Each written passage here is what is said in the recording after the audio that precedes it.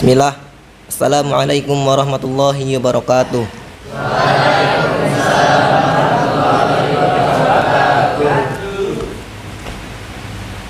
Innal hamdalillah nahmaduhu wa nasta'inuhu wa nastaghfiruh wa na'udzu billahi min syururi anfusina min sayyiati a'malina may yahdihillahu fala mudhillalah wa may yudlil fala hadiyalah. Asyhadu an la ilaha illallah wahdahu la syarikalah wa asyhadu anna Muhammadan abduhu wa rasuluh. Amma ba'du. Segala puji bagi Allah Ta'ala yang telah memberikan kepada kita semuanya rahmat dan nikmatnya, yang dengan rahmatnya Allah Subhanahu wa Ta'ala masih mempertemukan kita semua di bulan yang mulia ini, yaitu bulan suci Ramadan. Dan kenikmatan, di antara kenikmatan terbesar yang Allah Subhanahu wa Ta'ala berikan kepada seorang mukmin ialah nikmat iman dan Islam. Dengan nikmat tersebut,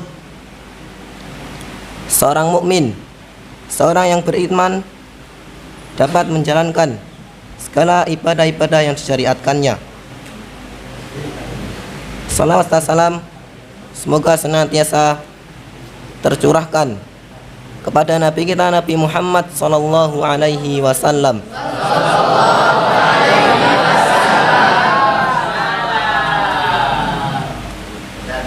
kepada para keluarganya, kepada para sahabat dan orang-orang yang senantiasa mengikuti sunnah-sunnahnya hingga hari akhir zaman.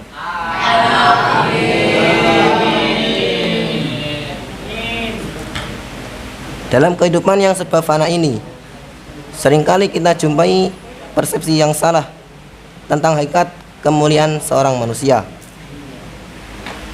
Sebagian manusia menganggap kemuliaan seorang terletak pada seberapa banyak harta yang dimilikinya, atau seberapa tinggi jabatan atau kedudukan yang dipegangnya, atau seberapa dalam ilmu yang dimiliki, atau juga gelar-gelar yang disandangnya. Dalam pandangan Islam, kemuliaan seorang jatinya terletak pada tingkatan takwa yang dimiliki, sebagaimana firman Allah Ta'ala, Ya ayyuhan nasu inna khalaqnakum min dzakarin aw untha wa ja'alnakum syu'uban wa qabaila lita'arafu inna akramakum indallahi atqakum. Wahai manusia, sungguhnya kami ciptakan kamu dari seorang laki-laki dan seorang perempuan, dan kami jadikan kamu berbangsa-bangsa dan bersuku-suku untuk saling kenal mengenal. Sungguhnya yang paling mulia di antara kamu adalah orang-orang yang bertakwa. Banyak orang yang memiliki harta, kedudukan, ilmu, gelar dan lain-lainnya, tetapi karena tidak diiringi dengan ketakwaan, maka hal tersebut ternyata membawa mereka kepada kehinaan. Orang kaya bisa mulia dengan kekayaannya jika dia bertakwa, tapi dia juga bisa jatuh ke dalam kehinaan saat kekayaannya tidak diiringi dengan ketaatan kepada Allah Ta'ala. Demikian pula orang yang memiliki ilmu dapat menjadi mulia karena ketakwaannya. Namun sebaliknya, jika ilmu tidak digunakan atas dasar ketakwaan, ilmu digunakan untuk kejahatan, dan itu akan berujung kepada kehinaan. Para ulama mengatakan, takwa secara umum bermakna mengerjakan semua perintah dan menjauhi larangan-larangannya, baik secara rahasia maupun terang-terangan. Kalimat terakhir, secara rahasia maupun terang-terangan, bermakna bahwa ketaatan seseorang itu tidak berubah sekalipun ia sendirian dan tidak ada yang menyaksikan. Teman-teman sekalian yang semoga dirahmati oleh Allah Subhanahu wa Ta'ala, mengapa orang selalu bertakwa? Mengapa orang yang bertakwa selalu konsisten meskipun tidak ada pengawasan dari makhluk manapun? Karena ciri utama orang yang bertakwa adalah yu'minuna bil ghaibi, beriman kepada yang gaib. Yang gaib itu wujudnya tidak mampu ditangkap oleh panca indera manusia, tetapi diyakini ada. Yang pertama dan yang utama yang gaib itu adalah Allah sendiri. Seorang mukmin yang bertakwa selalu menginsafi dan menyadari bahwa Dia Allah itu Maha benar-benar ada, Maha mengetahui, Maha hadir, Maha mengasihi dan mencatat setiap perilaku, perbuatan, bahkan niat yang ada dalam hati. Teman-teman sekalian yang semoga dirahmati Allah Subhanahu wa taala. Mengapa ketakwaan menjadikan orang mulia? Ada beberapa alasan. Pertama, orang yang bertakwa akan menunjukkan perilaku, sikap, perbuatan yang jujur, lurus, konsisten, menjaga kehormatan diri, malu berbuat hina, dan amanah. Mengapa orang yang bertakwa memiliki sifat atau karakter semacam ini? Karena ia ingin melakukan yang terbaik di hadapan Allah Subhanahu wa taala. Ia yakin bahwa Allah Maha mengawasi setiap perbuatan yang ia lakukan. Allah menilai kualitas perbuatannya setiap detik, mencatat apapun yang ia lakukan secara tertib dan rapi. Karena itu orang yang bertakwa tidak punya pilihan lain kecuali menjaga dirinya untuk senantiasa memiliki integritas yang tinggi.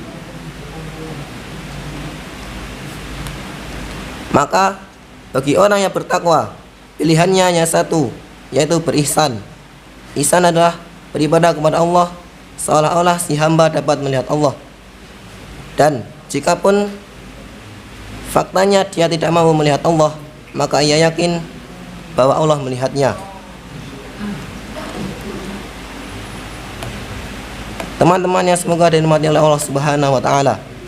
Kedua, kemuliaan lain bagi orang yang bertakwa terletak pada berbagai kebaikan yang dianugerahkan Allah kepadanya selama hidup di dunia.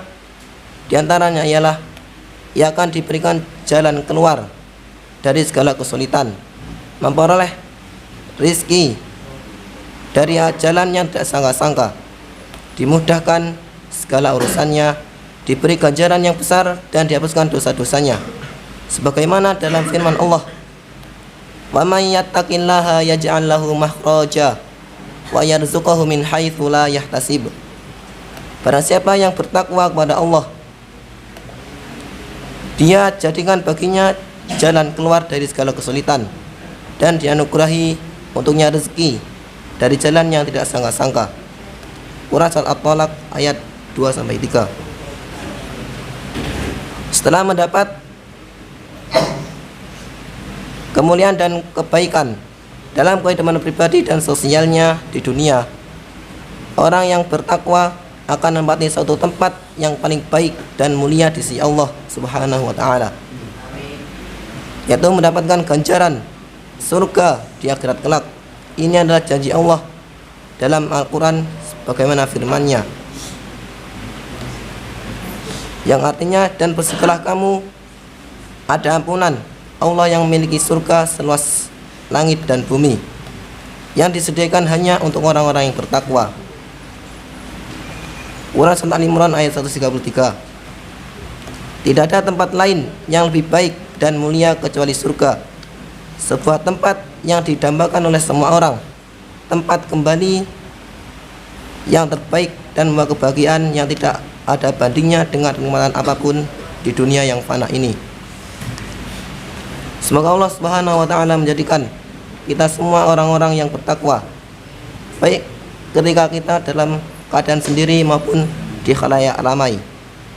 Dan semoga Allah Subhanahu wa taala mengumpulkan kita semuanya di surganya yang penuh dengan kenikmatan. Mungkin ini saja yang dapat saya sampaikan. Kurang lebihnya saya mohon maaf.